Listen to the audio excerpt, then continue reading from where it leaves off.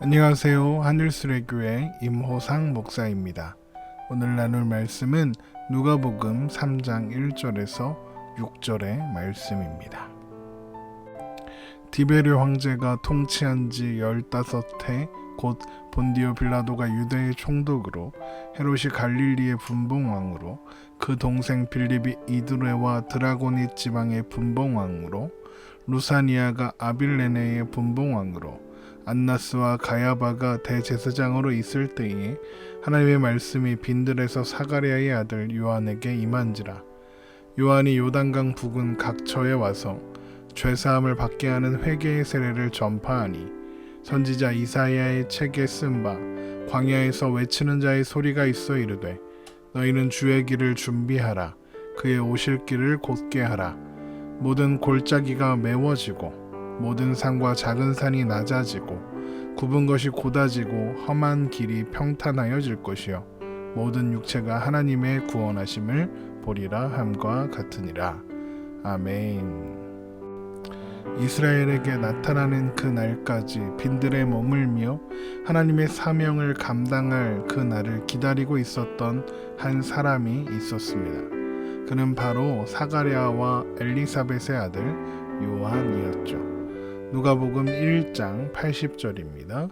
아이가 자라며 심령이 강하여지며 이스라엘에게 나타나는 날까지 빈들에 있으니라. 그때는 로마 황제 디베료가 다스린 지 15년째 되는 해였고 본디오 빌라도가 유대의 총독으로 있었으며 헤롯이 갈릴리 지역을 그리고 그 동생 빌립이 이두레와 드라고니 지방을 루사니아가 아빌레네를 다스리고 있었고 유대의 대제사장으로는 안나스와 가야바가 있을 때였습니다. 누가복음 3장 1절부터 3장 2절의 말씀을 봅니다. 디베르 황제가 통치한 지 15해 곧 본디오 빌라도가 유대의 총독으로 헤롯이 갈릴리의 분봉왕으로 그 동생 빌립이 이드레와 드라고니 지방의 분봉왕으로 루사니아가 아빌레네의 분봉왕으로 안나스와 가야바가 대제사장으로 있을 때에 디베르 황제는 로마의 두 번째 황제 티베리우스를 가리킵니다. 그는 로마의 두 번째 황제였고 아우구스투스가 그의 어머니와 결혼을 하면서 아우구스투스의 양자가 되었고 아우구스투스가 죽고 나서 로마의 황제가 되기까지 한 사람입니다. 당시 로마는 팔레스타인 지역을 총독 빌라도가 유대 지역을 또 분봉왕들에게 그 외의 지역을 나누어 다스리게 했습니다. 오늘 본문에 나오는 헤롯은 갓 태어난 예수님을 죽이기 위해서 베들레헴 인근의 어린아이들을 학살했던 헤롯과는 다른 사람이고 그 후손인 헤롯 안디바를 의미합니다. 당시 로마는 유대인들을 통치하기 위해서 총독과 분봉왕 외에도 종교 지도자들 가운데 대제사장을 세워서 백성들을 통치하게 했습니다. 그리고 당시의 대제사장은 안나스와 가야바였죠. 그래서 훗날 예수님께서 십자가에 못 박혀 돌아가시는 일이 총독과 분봉왕과 대제사장들이 각각 협의해서 진행했던 것이 바로 이런 혼란스러운 정치 상황 때문이었던 것입니다. 넓지도 않은 땅을 이렇게 여러 사람들이 권력을 나누어 다스리고 있었으니 당시의 역사적 상황이 얼마나 혼란스러웠을 것인가 우리는 짐작할 수 있겠습니다. 그렇게 세상은 점점 혼란해져 가고 그리고 그래서 소망은 더 없어 보이던 그때 하나님의 말씀이 빈들에서 머물던 요한에게 임하게 된 것입니다. 누가복음 3장 2절 뒷부분입니다. 하나님의 말씀이 빈들에서 사가랴의 아들 요한에게 임한지라. 성경에서 하나님의 말씀이 임했다라고 하면 그것은 하나님께서 그 사람을 선지자로 부르셨다라는 뜻입니다.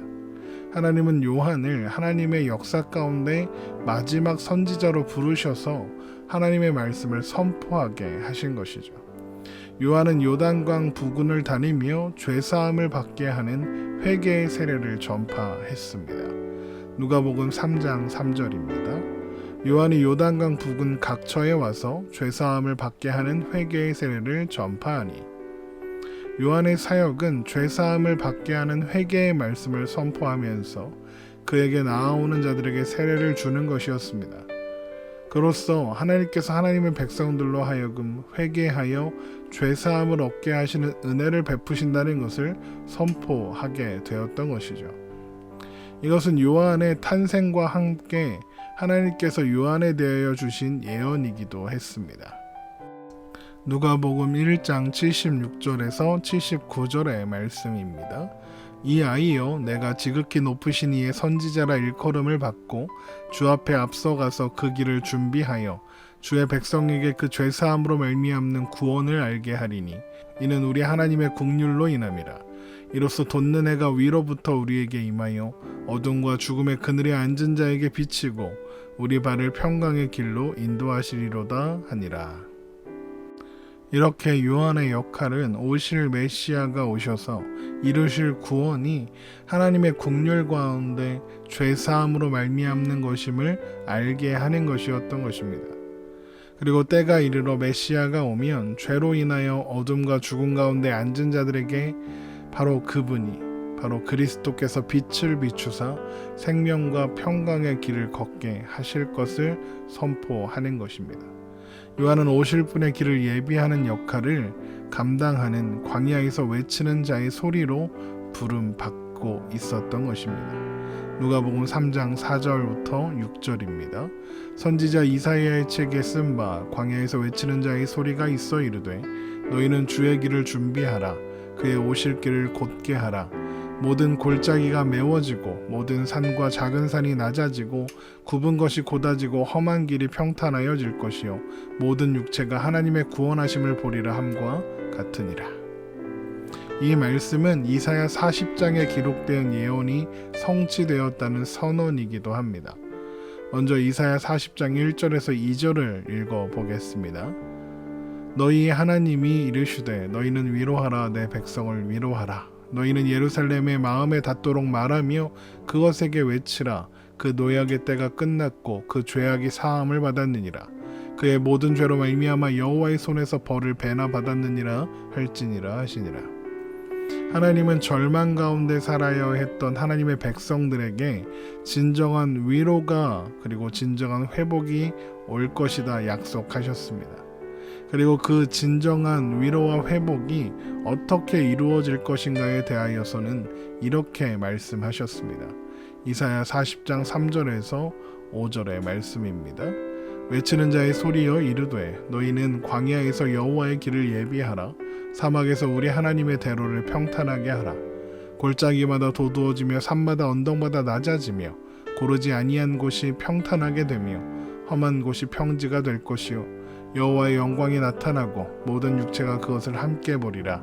이는 여호와의 입이 말씀하셨느니라. 오늘 본문에서 성취되었다고 선포되는 말씀이 바로 이 이사야 40장 3절에서 5절의 말씀인 것입니다. 결국 세례 요한의 등장과 그의 사역은 죄악으로 말미암아 멸망할 수밖에 없었던, 그래서 깊은 절망 가운데 빠져 있었던 하나님의 백성들에게 진정한 위로와 회복을 이루시는 하나님의 은혜가 선포되는 현장에 있었던 것입니다. 요한은 하나님께서 광야의 길을 만드시고 골짜기는 도두어지고 산과 언덕은 낮아지며 고르지 아니한 곳이 평탄케 될 것이라고 선포하는 외치는 자의 소리로 부름받았습니다. 여기서 광야의 길을 만들고 골짜기는 도두어지며 산과 언덕은 낮아지고 고르지 아니한 곳이 평탄하게 된다는 것은 하나님께서 자기 백성을 찾아 구원하시는 일에 그 어떤 것도 방해가 될 수 없다는 선포입니다. 하나님은 사람의 상태와 사람의 모습과 사람의 성품과 상관없이 구원하실 것입니다. 하나님은 스스로 산과 같이 높아져 하나님의 은혜를 찾지 않는 교만한 자들도 무너뜨려 구원하실 수 있습니다. 또는 골짜기와 같이 구원받을 자격이 없음을 인식하고 절망과 시리에 빠져 헤어나올 수 없어 힘들어하는 사람들 또한 일으켜 구원하실 것입니다.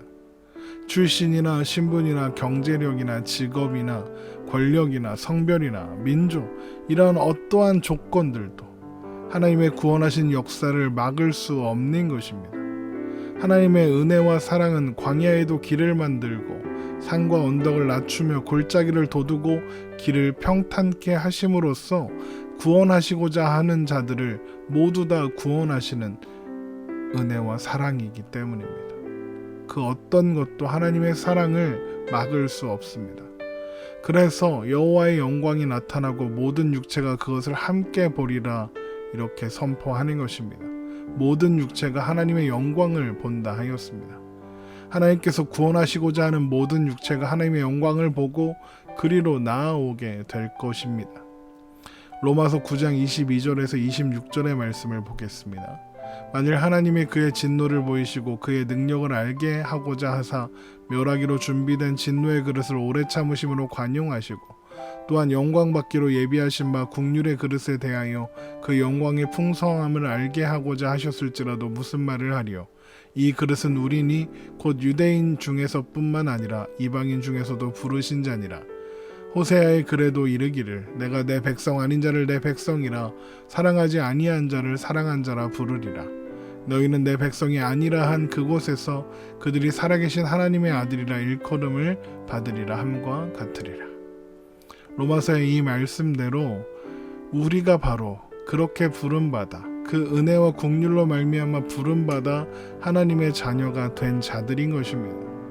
하나님은 하나님의 은혜를 이루기 위하여 사람으로 오시는 하나님, 예수 그리스도께서 역사 가운데 등장하실 때까지 그 길을 예비하며 하나님의 은혜의 때를 선포하는 자로서 오랜 세월 빈들에 머물며 하나님의 시간을 기다리고 있었던 요한을 이제 역사의 한가운데에 세워주셨던 것입니다.